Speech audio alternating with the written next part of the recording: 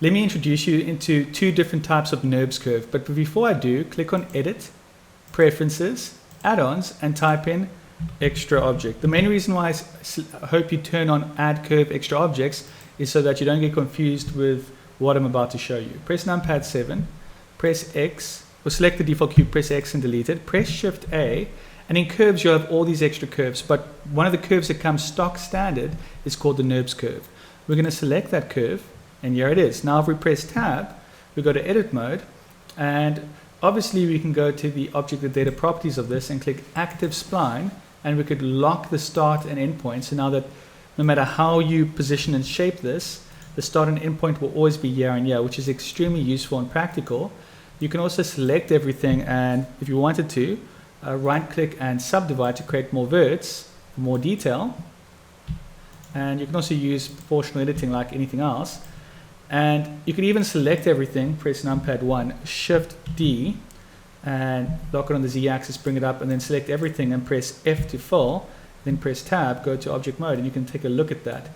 And if you wanted to, this is one of the best curves to use for creating a chain link to follow a path, because you can lock the start and end point in place, which is extremely useful. Right, let's hide that curve for a second, and let me introduce you to a whole new Nurbs curve, which you probably aren't aware of. You can press Shift A again, and instead of looking in curves, it's not here. It's actually in surface. It's called a Nurbs curve. Now that we've selected that, it looks awfully similar. You press Tab, you go into Edit Mode, and once again, you can click on the U for the endpoint on the active spline, in the object data properties of this Nurbs curve, and there we go, it locks in place, beginning and end.